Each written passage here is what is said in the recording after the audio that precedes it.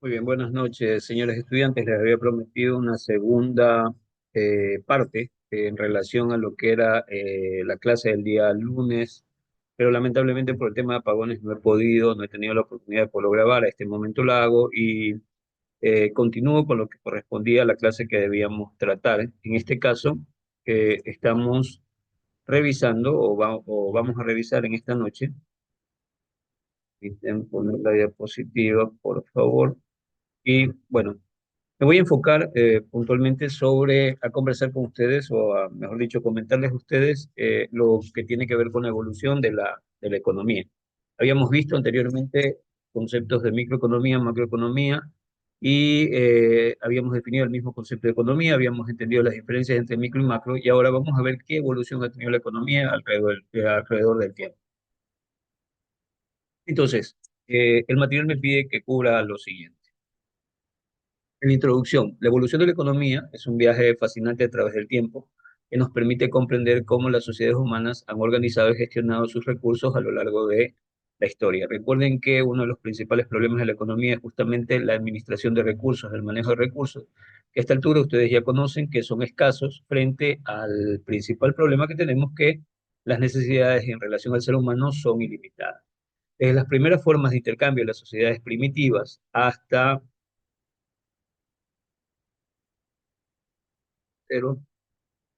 ya, desde las primeras formas de intercambio en las sociedades primitivas hasta las complejas economías globales de la actualidad, la economía ha desempeñado un papel central en la configuración de nuestras vidas y sociedades. Siempre ha tenido importancia la economía, no solamente en estos tiempos, sino desde siempre, desde el mismo surgimiento de la humanidad.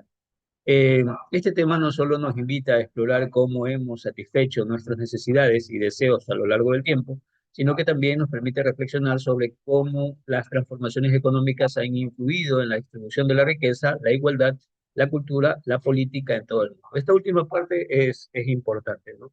No solo me interesa, o no solo con esta revisión nos interesa poder entender cómo se satisfacen las necesidades, cómo fueron satisfechas las necesidades en el tiempo, ¿sí? A lo largo de toda la historia de la humanidad, sino que también lo importante es entender cómo estos cambios económicos tienen incidencia sobre cómo se distribuye la riqueza, cómo se equilibra o desequilibra la igualdad, y finalmente también esto incide en comportamientos culturales y por ende en la política del mundo entero.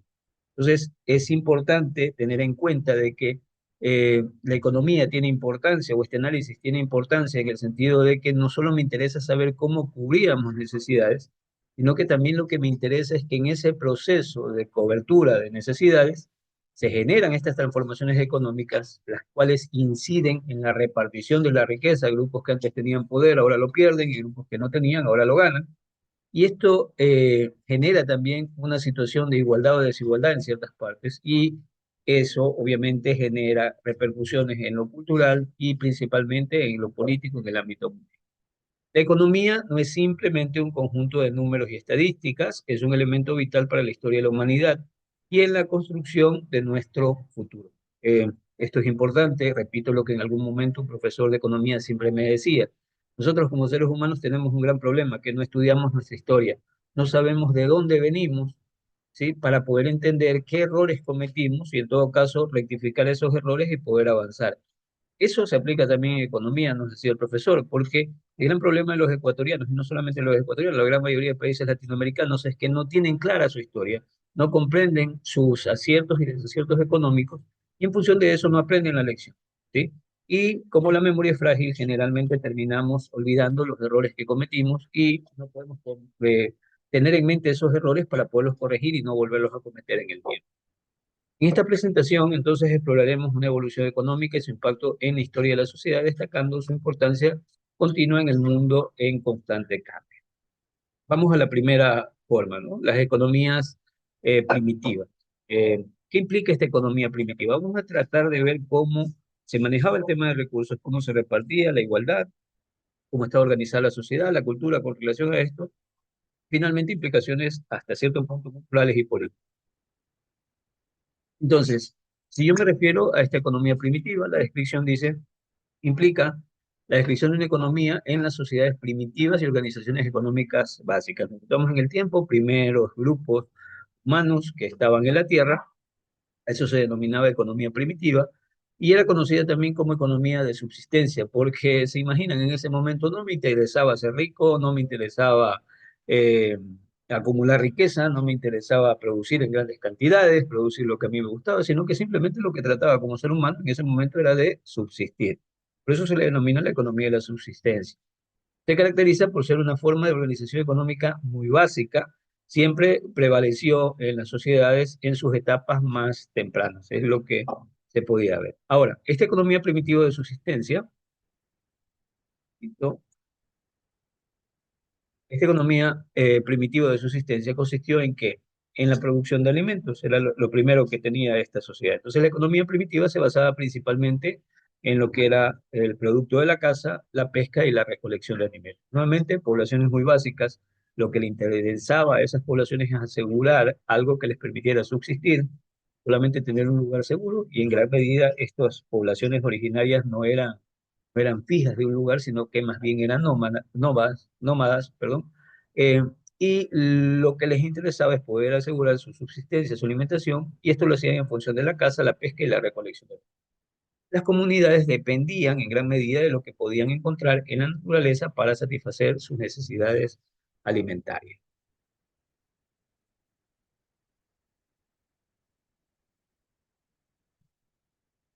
Luego de esto, o en esta misma sociedad, surge también algo que se conoce como el sistema del trueque. Recuerden que en ese tiempo todavía no se inventaba el dinero. Y la pregunta era cómo yo podía obtener cosas que yo quería, pero que no necesariamente las tenía. Y el sistema del trueque surge como una gran alternativa, inclusive se pensaría de que el surgimiento del trueque viene en cierta medida hasta, en cierta forma, como evitar guerras. ¿Qué implica el trueque? El trueque es algo sencillo, es un razonamiento sencillo. Yo tengo algo que me sobra y hay otro sujeto que también tiene algo que le sobra y está dispuesto a intercambiar. Coincidimos en deseos, yo necesito lo que él tiene y él necesita lo que yo tengo, coincidimos en deseos, coincidimos en valor e inmediatamente producimos un cambio de esos productos. Entonces, en cristiano lo que les estoy diciendo es que generalmente, por ejemplo, había poblaciones que eran cazadoras y mataban un mamut o a cualquier animal grande y quizás sobraba carne y no toda la carne se la iban a comer en ese momento, la carne se podía perder. Entonces, una manera de aprovecharlo era justamente tomar esa carne y poderla intercambiar, por ejemplo, con alguna otra población que tuviera algún tipo de fruta que le interesaba a este grupo. Entonces surge el trueque, no había una moneda o un sistema de intercambio monetario en la economía primitiva, en su lugar se practicaba el trueque donde las personas intercambiaban bienes y servicios directamente sin utilizar dinero. Por ejemplo, alguien que cazaba podía intercambiar carne por herramientas de un artesano. Muy bien, escasez y autosuficiencia.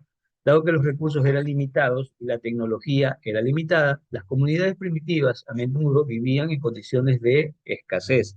Dependían en gran medida de la propia producción y de la autosuficiencia para poder, perdón, autosuficiencia para poder subsistir o sobrevivir. La economía de pequeñas comunidades, la economía eran pequeñas, generalmente estas comunidades eran de tipo nómada, es decir, no se quedaban estáticas en un solo lugar, sino que constantemente estaban viajando. Eso significaba que se movían de alimentos y finalmente de recursos. Se limitaba a la acumulación, esto limitaba la acumulación de riqueza, perdón, y la especialización de economía. ¿Qué quiere decir con esto? Que debido a que tenían que moverse constantemente, cuando podían cazar, cazaban, cuando podían pescar, pescaban, cuando podían recolectar frutos, los recolectaban, ¿sí? Eso hacía de que al viajar y moverse constantemente, no podían tener grandes extensiones de tierra, no podían guardar metales pesados en gran cantidad, sino que obviamente debían viajar ligero y necesitaban moverse constantemente, porque en función de eso ellos podían conseguir el alimento que les interesaba para poder subsistir. Entonces, esa misma dinámica de estas poblaciones hacía que la acumulación de riqueza no se diera y tampoco la especialización económica, que quiero decir, de que no habían pueblos que eran solamente cazadores. Tampoco habían pueblos en ese momento que eran solamente recolectores de frutos, de frutas o agricultores, o no eran solamente pescadores, sino que eran pueblos que, debido a la misma situación de que tenían que ir por diferentes lugares buscando su alimentación, tenían que variar de sistema de parentesco. La economía primitiva a menudo estaba fuertemente influenciada por las relaciones de parentesco, ¿no? Si ustedes pueden ver, las poblaciones, inclusive actualmente hay poblaciones no contactadas, que generalmente eh, vienen de una misma línea de parientes, ¿no?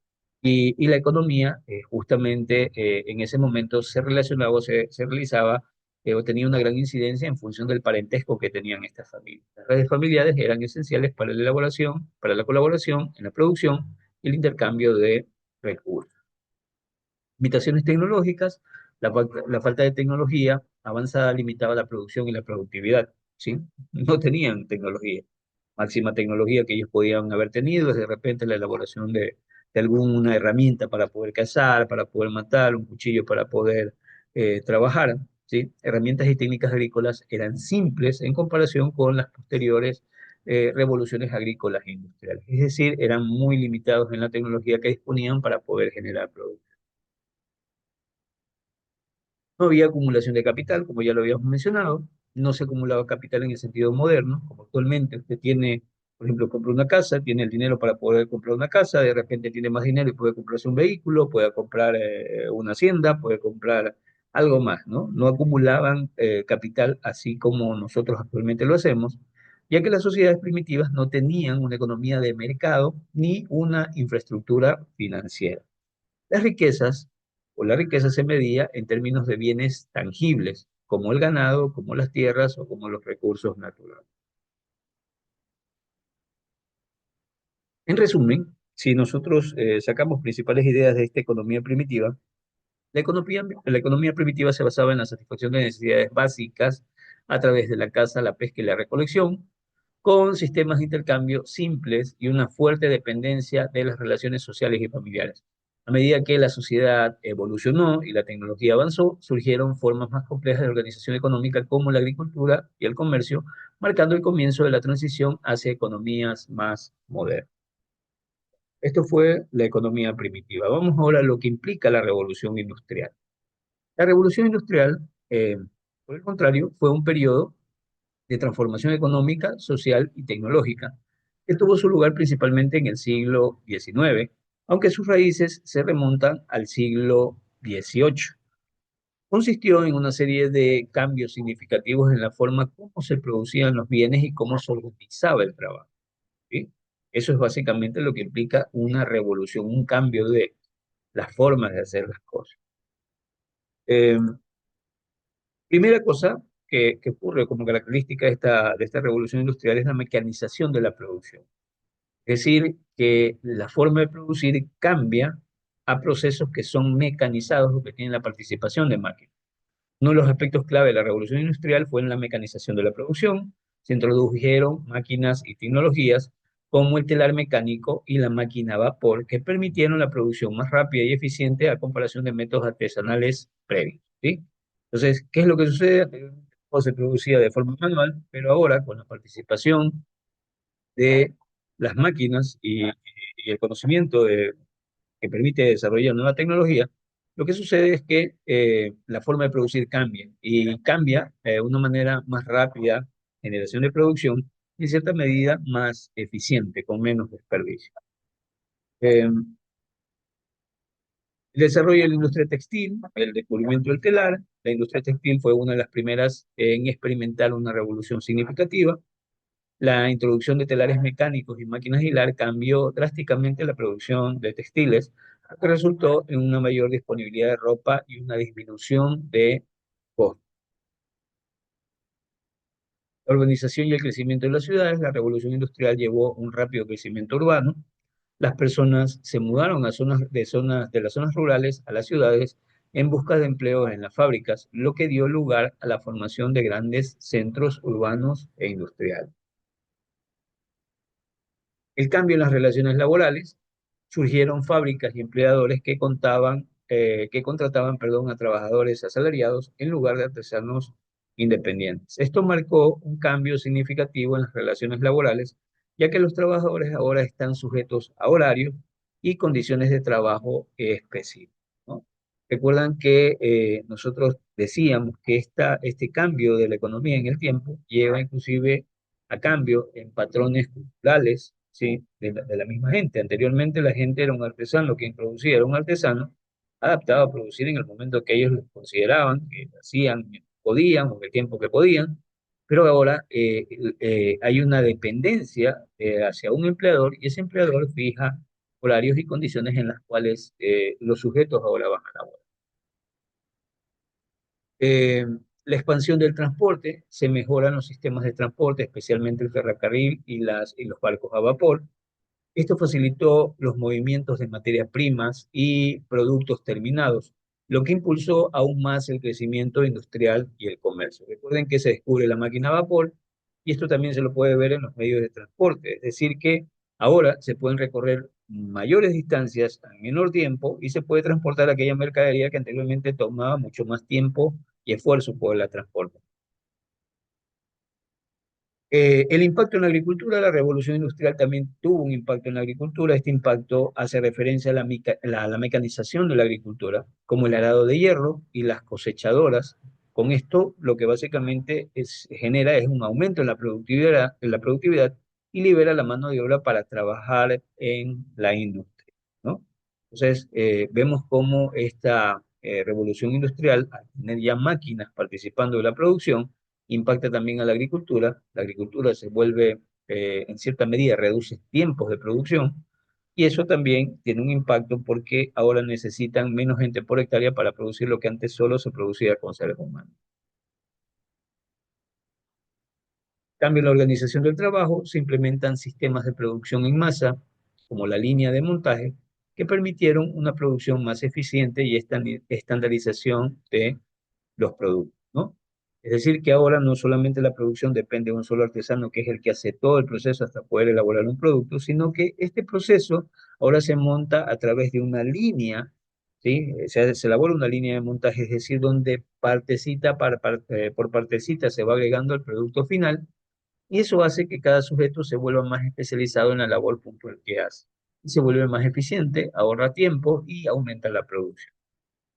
Em, Cambios sociales y económicos, la revolución industrial tuvo un impacto profundo en la sociedad y en la economía. Si bien generó un crecimiento económico significativo, también resultó en desafíos sociales como la explotación laboral y la desigualdad económica, ¿sí? Eh, lo que podemos ver en esta última parte son grandes problemas que más bien, más que desafíos, se entienden como problemas. El hecho de que debido a que no habían regulaciones que normaran la forma como se trabajaba, la cantidad de horas, existía esta explotación laboral y obviamente se genera una desigualdad económica porque el empleado solo recibía su sueldo, pero en cambio el dueño de la industria, el dueño de la empresa, no solamente recibía eh, lo que él invertía, sino la plusvalía, el valor adicional que era el resultado de vender esos productos. Entonces, en otras palabras, quienes hicieron dinero en esta realidad, quienes tenían dinero, son aquellos que eran dueños del capital, en este caso, dueños de las industrias que eran las que producían, mientras que el asalariado solamente recibía a dura pena su salario. El impacto global, la revolución industrial, se extendió desde su lugar de origen en el Reino Unido hacia otras partes de Europa, América del Norte y más allá, transformando la economía global y la forma en que las sociedades funcionaban finalmente. En resumen, ¿qué cosas son importantes dentro de esta revolución industrial? La revolución industrial consistió en una serie de cambios tecnológicos, económicos y sociales que transformaron la producción, el trabajo y la vida cotidiana. Marcó una transición fundamental de una economía agraria y artesanal a una economía industrial y manufacturada, sentando la base para el mundo moderno. Muy bien, avanzamos un poco más y otro de los cambios que es importante registrar en la economía tiene que ver con los keynesianos y la gran depresión que ocurrió en la economía mundial. Entonces, el término keynesiano Se refiere a la teoría económica y las políticas económicas basadas en las ideas de un economista británico llamado John Maynard Keynes.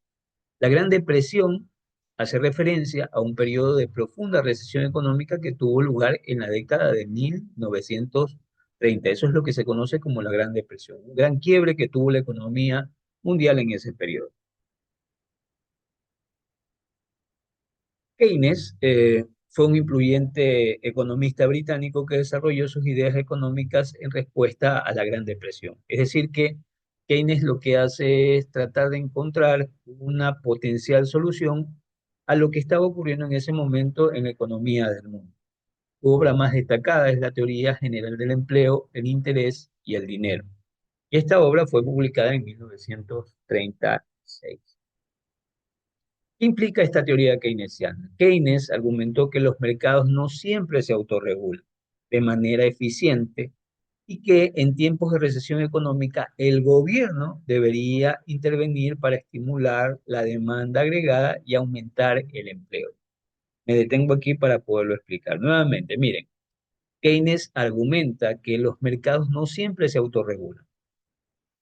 Anterior a Keynes, lo que se pensaba es que los propios mercados se regulaban. Anterior a Keynes existió un economista que se llamaba Adam Smith. Él hablaba de la mano invisible y él, para resumir el tema, actualmente lo que planteaba es que los propios mercados se autorregulaban.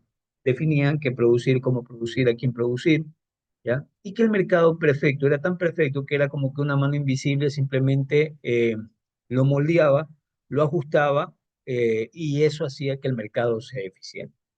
Este economista keynesiano, perdón, este economista Keynes, justamente dice, un momentito, las cosas no son tanto así, ¿sí? Los mercados no siempre se autorregulan, ¿sí? Y no lo hacen necesariamente de manera eficiente.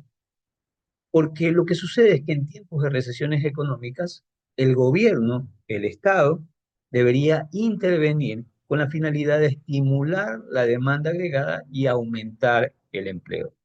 Imaginen la situación de lo que pasa actualmente en el Ecuador. Si estuviera aquí Keynes, lo que dijera es muy bien, señores, estamos en recesión. El problema que nosotros tenemos es que la parte privada no está produciendo. De alguna manera yo tengo que dinamizar la economía. Y una forma de dinamizar la economía es que justamente el Estado, en este caso el gobierno, tome decisiones y a través del Estado intervenga con la finalidad de que ese Estado estimule la demanda agregada y aumente el empleo. Me explico mejor. Eh, si ustedes revisan la historia de lo que ocurrió en este país, cuando estuvo el presidente Correa, hubo este deseo de hacer crecer la nación y lo que se comenzó a visualizar era que justamente uno de los principales puntos en los cuales uno puede apostar para el crecimiento es el sector de la producción. Este sector de la producción es interesante porque ustedes saben, perdón, el sector de la construcción. Este sector de la construcción es interesante, ¿por qué? Porque la construcción no solamente mueve albañiles, no solamente mueve ingenieros, sino que mueve una serie de empresas que están alrededor de él. Se necesita arena, se necesita hierro, se necesita bloques. Es decir, que cuando se vende una casa o cuando se produce una casa, esa casa necesita una serie de insumos que se tienen que producir y mueve otras empresas. Entonces, si alguien desea dinamizar la economía, uno de los sectores más indicados para poderlo impulsar es justamente desarrollar, en este caso, la producción de vivienda. Entonces, las políticas públicas están orientadas con el sentido de incentivar las viviendas. Tanto es así que inclusive se crearon líneas de crédito con la finalidad de hacer que aquellas personas que deseen comprar casa puedan acceder a su casa. Yo en esta historia tengo una situación muy particular. Cuando era joven, por lo menos yo pensaba, recién tener una casa o tener para la entrada de una casa siquiera llegar a los 50 años. Yo decía, bueno, hasta 50 años porque no tengo la entrada para mi casa. Y luego de los 50 años veremos si es que no me muero, termino de pagar mi casa. ¿Y por qué lo pensaba así? Porque anteriormente era muy difícil poder acceder a un crédito de vivienda. Pero surgió esta situación y gente joven, en ese tiempo yo era joven, pude acceder al crédito de vivienda y así como le ocurrió a muchas personas que tuvieron la oportunidad de poder comprar una vivienda propia, ¿sí? Y esas líneas de crédito, esa política de ayuda hacia este sector, justamente hizo que la economía se moviera y la economía comenzó a crecer. A eso se refiere Keynes, que cuando hay estos problemas de estancamiento de la economía, es importante que el Estado inyecte ayuda, intervenga justamente estimulando esta demanda, la demanda agregada por productos que existen en la economía, y de esa manera aumentar el empleo. Cuando se dinamizó este sector, tuvieron que trabajar o tuvieron trabajo arquitectos, albañiles, diseñadores, los que elaboran, los que venden la arena, o sea, tanta gente que se movió y que se generaron plazas de trabajo. Y obviamente eso es atractivo para la economía. ¿Por qué? Porque si tienes trabajo, tienes dinero, y si tienes dinero, lo que haces es consumir. Y la economía o el aparataje estatal comienza, perdón, el aparataje económico comienza a moverse. Eso es lo que plantea puntualmente que, según su teoría, el gasto público y las políticas fiscales expansionistas aumentan el gasto público. Puntualmente, estas políticas fiscales expansionistas hablan de un aumento del gasto público, es decir, el Estado, el gobierno gasta más, pero también implica una reducción de impuestos, ¿sí? Pueden ser utilizados para estimular la economía en tiempos de crisis. Nuevamente, regresamos a la situación ecuatoriana. Nosotros, por ejemplo, vemos que nuestra economía está en recesión. La lógica es que el Estado debería invertir de alguna manera para que se estimule el gasto, ¿sí? Es decir, debería crear obras, debería invertir en obras de desarrollo. ¿Para qué? Para que haya empleo y la gente pueda trabajar. Pero no solamente eso, sino que también implica una reducción de los impuestos, ¿sí?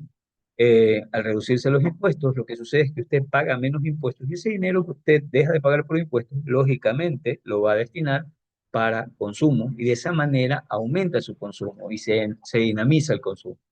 Es decir, que si bien es cierto, el Estado puede perder por no cobrar en ese momento más impuestos, pero en sumatoria, luego al tener el ciudadano la libertad de estos recursos, consume la economía, que finalmente van a implicar también más consumo y por ende más impuestos pagados al Estado. Eh, Estamos avanzando. Entonces, el papel del gobierno, el keynesiano aboga por un papel activo del gobierno en la economía para estabilizarla.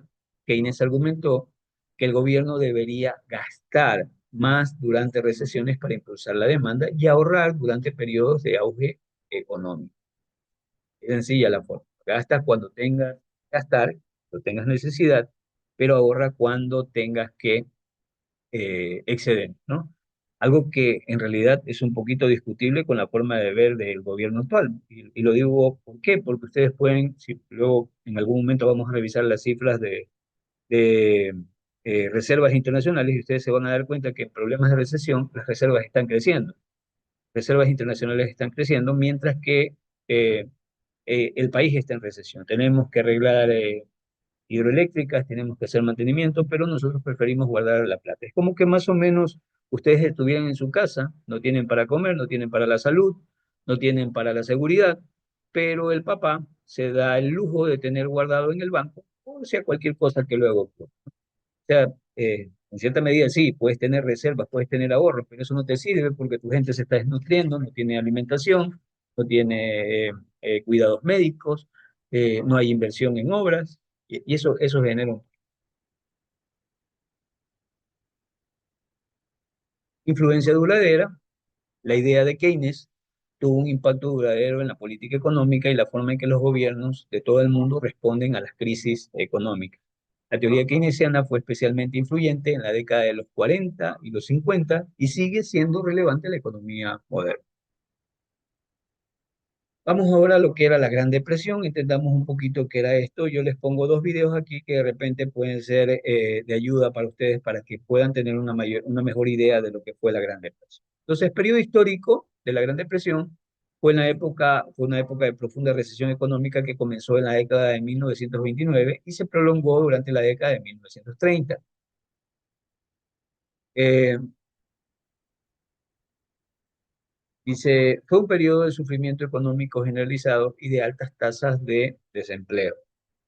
Causas. Las causas de la Gran Depresión son complejas y multifacéticas, pero incluyen la caída de la Bolsa de Valores en Nueva York en 1929, la contratación de la contracción, perdón, de la oferta de dinero, es decir, había menos dinero ofertado en los mercados. Recuerden que el dinero es como la sangre de una economía. Si escasea, se frena la economía, pero en cambio si existe en abundancia, la economía se mueve más. El colapso del sistema bancario, problemas también con los bancos. ¿Por qué? Porque obviamente los bancos tenían valores invertidos en las bolsas de valores y una disminución significativa de la producción y el comercio a nivel mundial. Si no había dinero, las empresas no tenían recursos para poder producir, si hubo una caída en la bolsa de valores, de que perdió, otro que ganó, si el sistema financiero no estaba colocando dinero, hubo también problemas para poder acceder, para poder generar más producción y comercio, ¿no? Si comenzaban a cerrar las empresas, lo que sucedía es que la gente se quedaba sin trabajo y sin trabajo no se podía tener recursos para poder consumir. El impacto, la Gran Depresión tuvo un impacto devastador en la economía mundial, millones de personas perdieron sus empleos y empresas quebraron y la pobreza se extendió ampliamente. Un periodo de sufrimiento económico y social generalizado. Eh, Respuesta keynesiana a la Gran Depresión fue un catalizador importante para la adopción de políticas económicas basadas en las ideas de Keynes. Muchos gobiernos comenzaron a aplicar políticas keynesianas como el aumento del gasto público para combatir, perdón, la depresión y estimular la recuperación económica de sus países. El keynesianismo, en resumen, se basa en las ideas de John Maynard Keynes y aboga por la intervención activa del gobierno en la economía para estabilizarla. La Gran Depresión fue un periodo histórico de profunda recesión económica que influyó en el desarrollo de las políticas económicas de keynesianas. Muy bien, vamos ahora a otra etapa de la economía, que es la era de la globalización. Entonces, la globalización, la era de la globalización se refiere a un periodo histórico caracterizado por ¿qué? Por la creciente interconexión, la interdependencia económica, política, cultural y tecnológica entre países y regiones de todo el mundo. En cristiano, esto que se llama globalización, básicamente se da por el hecho de que las economías a nivel mundial ya no están aisladas, sino que más bien están interconectadas y y está el nivel de interconexión que hay interdependencia económica, es decir, que si le pasa algo a un país, las afectaciones económicas no solamente las siente ese país, sino que las sienten el resto de países del mundo. Hay una implicación política, una interconexión política, ¿sí? Hay la incidencia de grandes potencias sobre las políticas de países más pequeños. Hay una interconexión cultural, ¿sí? Mucho de la cultura de las grandes potencias del mundo son diseminadas, o estas características culturales son implantadas en países más pequeños. Y también el tema de la tecnología, una conexión muy alta en temas tecnológicos. Esta era ha estado en marcha desde la segunda mitad del siglo XX y continúa hasta la actualidad. Eh, ¿Qué cosa o qué aspectos eran o son aspectos claves en la globalización? Primero, el libre comercio de mercados globales. Uno de los pilares fundamentales de la globalización es el aumento del comercio internacional y la apertura de mercados. Es decir, que las empresas ya no solo compiten dentro de sus límites nacionales, sino que eh, el mercado mundial es obviamente su mercado. Los acuerdos comerciales y la reducción de barreras comerciales han permitido que los bienes y servicios y capitales influyan más libremente entre las naciones. La tecnología de la información y comunicaciones, la revolución tecnológica, en particular la expansión del Internet y las comunicaciones digitales, ha acelerado la globalización al permitir una mayor conectividad y una comunicación instantánea en el mundo. Entonces, lo que me quiere decir aquí es que la tecnología y puntualmente el desarrollo de los medios de comunicación, el uso del Internet, justamente ha ayudado a esta interconexión en el mundo. Inversión extranjera y corporaciones multinacionales. Las empresas multinacionales han crecido en importancia y la inversión extranjera directa se ha vuelto común en múltiples sectores económicos. Esto ha llevado a la integración de las economías a nivel mundial. Lo que está diciendo aquí es que la inversión ya no solamente se limita a las fronteras de un solo país, sino que existen empresas que tienen intereses, tienen inversión en diferentes partes del mundo, ¿ya? Y esto está dado a través de corporaciones, estas corporaciones multinacionales, que son las que operan sus marcas en diferentes partes o en diferentes países de la. La migración internacional, la globalización ha facilitado la migración internacional con personas que se trasladan en busca de empleo, educación y oportunidades en países. La cultura global, la globalización ha llevado a una mayor difusión de la cultura a través de la música, el cine, la televisión y otras formas de entretenimiento. Las influencias culturales se han vuelto más transnacionales. ¿Sí? Desafíos globales, los desafíos globales como el cambio climático, la pobreza, la seguridad, la salud, requieren una cooperación internacional cada vez mayor para abordarlos de manera efectiva. Yo le sumaría aquí al narcotráfico un problema que, por ejemplo, no es solamente un problema nuestro, sino que es también de varios países en el mundo. Movimientos sociales globales. La globalización también ha dado lugar a la formación de movimientos sociales y redes globales que abogan por diversos temas, desde los derechos humanos hasta la justicia social y la igualdad. Interconexión política, acuerdos y las organizaciones internacionales como las Naciones Unidas y la Unión Europea desempeñan un papel importante en la gestión de asuntos globales y la promoción de la paz y la cooperación. Eh, Riesgos y beneficios de lo que es la globalización. Si bien la globalización ha traído beneficios económicos, como el crecimiento económico y la reducción de pobreza de muchas regiones, también ha creado desafíos como la desigualdad económica y la explotación laboral en ciertas partes del mundo. La nueva normalidad, la globalización es una característica permanente de la sociedad moderna y la economía global. Ha cambiado la forma en que vivimos, trabajamos y nos relacionamos entre nosotros y con el mundo que nos rodea. Ustedes lo pudieron ver con la última crisis que tuvimos a nivel mundial, que es el tema de esta enfermedad del COVID. Justamente afectó al mundo entero y cambió la forma en que vivíamos, trabajábamos, nos comportábamos, nos relacionábamos. En resumen, la era de la globalización se refiere a un periodo histórico en que el mundo se ha vuelto más interconectado en todos los aspectos, que ha transformado la economía, la cultura, la política y la sociedad a nivel global. La interconexión tiene tanto beneficios como desafíos que continúan siendo temas importantes de discusión y un análisis, en el análisis contemporáneo. Muy bien, vamos a lo que fue la crisis financiera del 2008. Esto también es importante por lo que ocurrió. Entonces, la crisis financiera del 2008, a menudo denominada la Gran Recesión, fue una crisis económica también global que tuvo un impacto significativo en la economía mundial y en la vida de millones de personas. El colapso del mercado hipotecario subprime. Eh, el desencadenante de la crisis fue el colapso del mercado hipotecario subprime de los Estados Unidos. Los bancos habían otorgado préstamos hipotecarios a personas con un alto riesgo crediticio, ¿sí? Eh, entonces, bueno, permítanme un momentito para poderles explicar. Los bancos habían otorgado préstamos hipotecarios a personas con un alto riesgo crediticio. Y muchas de estas hipotecas se agruparon en complejos productos financieros llamados valores respaldados por hipoteca. ¿Qué era lo que sucedía, no? Los bancos, a ver, yo considero por lo menos a las instituciones financieras como una especie de demonio. Eh, el demonio puede destruirte, como asimismo tú podrías utilizar la fuerza de ese demonio para poder volcarla a tu favor. Así yo considero al sistema financiero. ¿Y por qué lo considero así? Que si yo lo dejo actuar libremente, el banco va a hacer lo que sabe hacer, que es colocar dinero, prestar dinero y recuperar. A ellos lo que les interesa es puramente hacer dinero y lo más rápido posible. ¿Sí? Pero en cambio, si hay la regulación adecuada, ese mismo demonio puede ayudar a desarrollar a la economía colocando crédito, por ejemplo, pero en condiciones que sean más beneficiosas para aquellos que se lo colocan. El gran problema es que hay un gran proceso de recesión en Estados Unidos y se libera este demonio.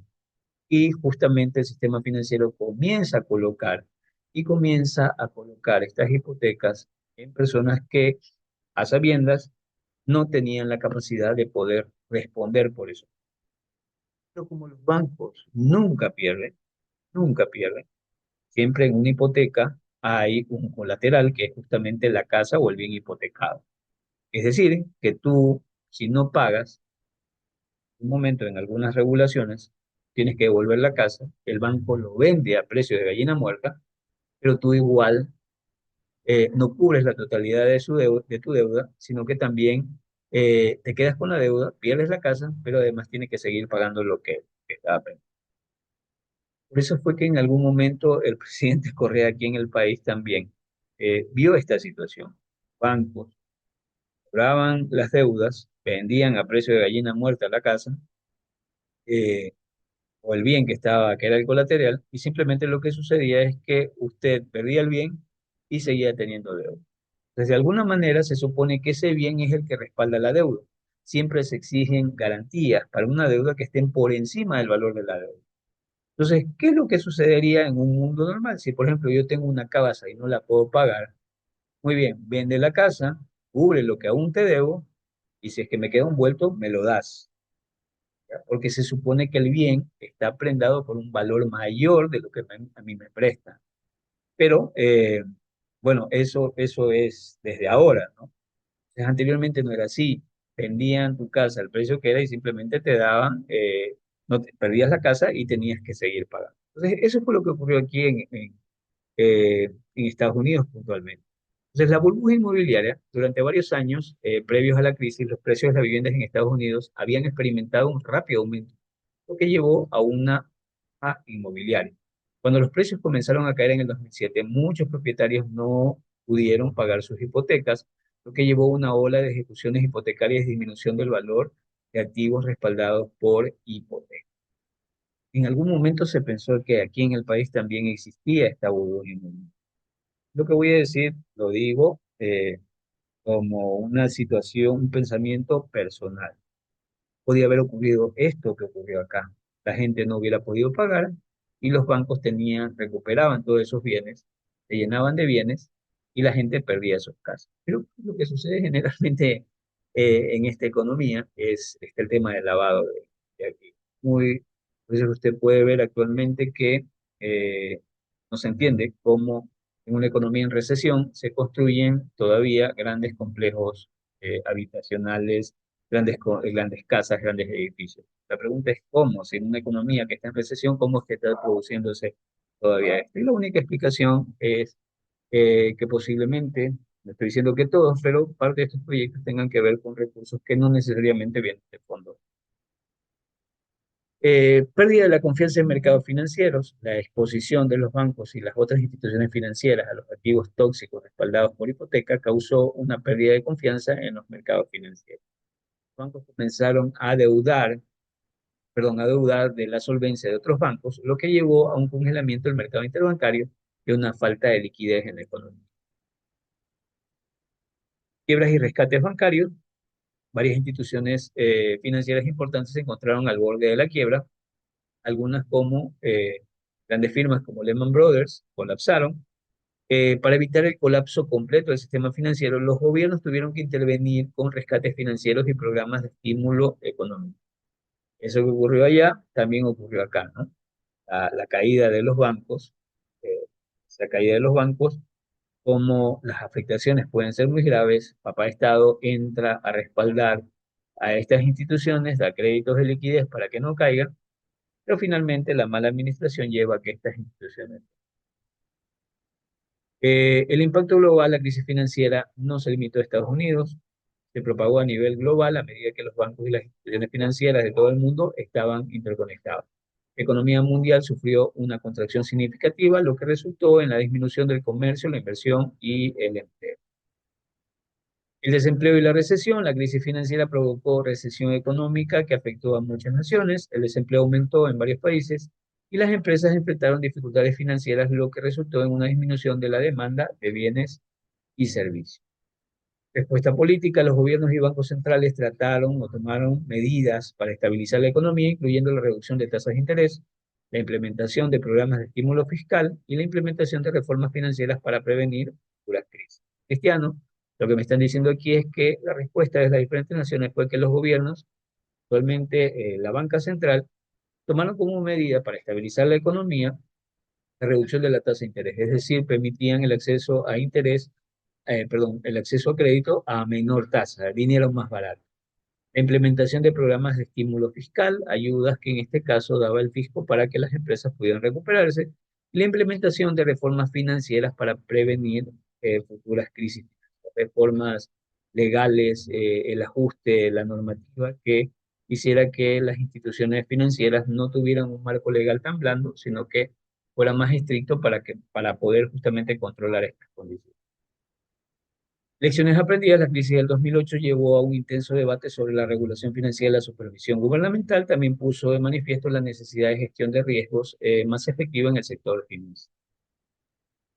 En resumen, la crisis financiera del 2008 fue una crisis sistémica que tuvo su origen en el colapso del mercado hipotecario superior de Estados Unidos, pero tuvo un impacto global debido a la interconexión de los mercados financieros. Nuevamente, revisemos lo que nos dice aquí. La crisis financiera fue una crisis sistémica, es decir, no era solo una entidad, sino que era todo el sistema y tuvo su origen en el colapso del mercado hipotecario subprime. Ese fue el inicio de toda esta crisis. Pero tuvo un impacto global, ya que, como usted sabe, los bancos de Estados Unidos generalmente tienen relaciones con diferentes bancos del mundo y en otros mercados financieros, ¿no?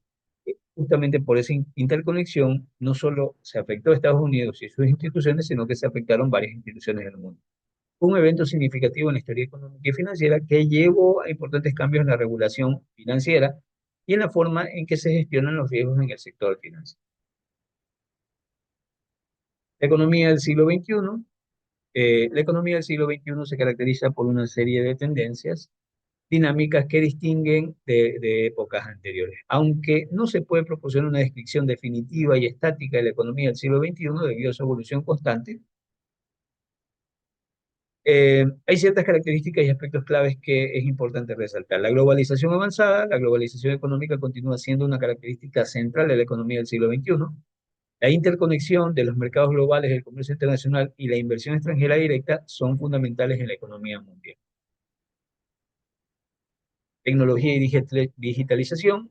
La revolución tecnológica impulsada por avances en inteligencia artificial, la automatización, la información, informática en la nube, la conectividad digital, ha transformado la producción, la distribución y el consumo de bienes y servicios. La economía digital y la economía basada en datos son tendencias destacadas dentro de esta forma actual de producción. La economía del conocimiento, el conocimiento, la innovación, la creatividad son activos económicos cada vez más importantes. Las economías avanzadas están impulsando sectores como la tecnología, la biotecnología, la inteligencia artificial y la investigación y el desarrollo.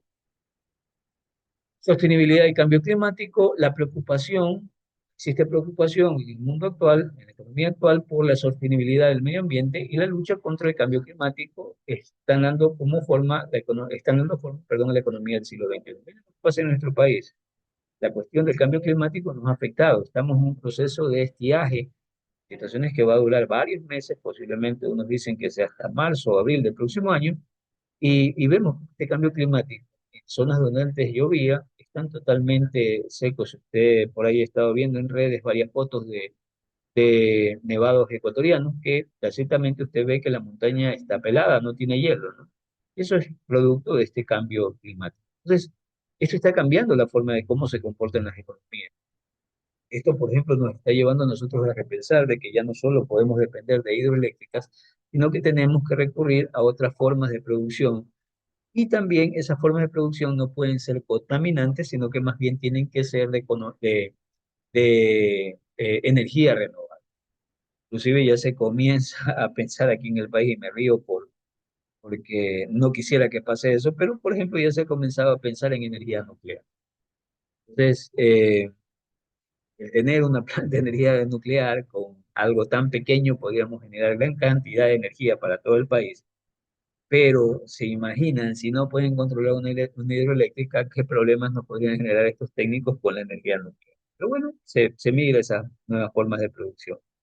Eh, bueno, seguimos. Entonces, la transacción hacia fuentes de energía renovable y la adopción de prácticas comerciales sostenibles son prioridad. Eh, la dualidad, la desigualdad económica, la desigualdad de la distribución de la riqueza y los ingresos es una cuestión destacada en la economía actual. Están debatiendo y aplicando políticas para abordar esta cuestión. El trabajo y la automatización y la inteligencia artificial están transformando el mercado laboral se espera que algunos trabajos sean automatizados, mientras que surgen nuevas oportunidades en campos relacionados con la tecnología. ¿Sí? Este tema de la automatización y la inteligencia artificial están desplazando muchas plazas de trabajo.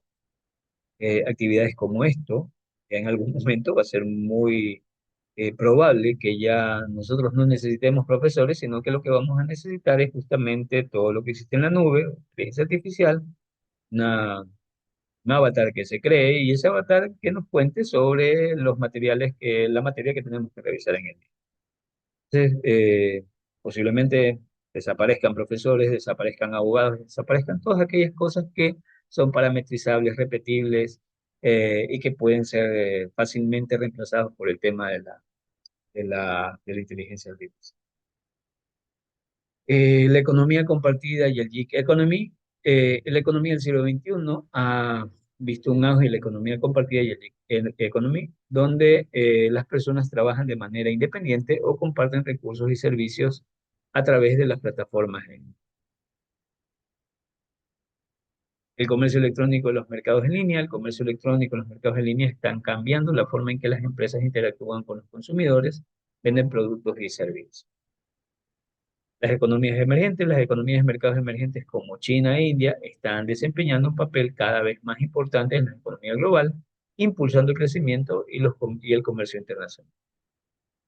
Salud y biotecnología, la pandemia del COVID-19 ha resaltado la importancia de la salud y la biotecnología en la economía del siglo XXI, un enfoque renovado en la investigación médica y la producción de vacunas.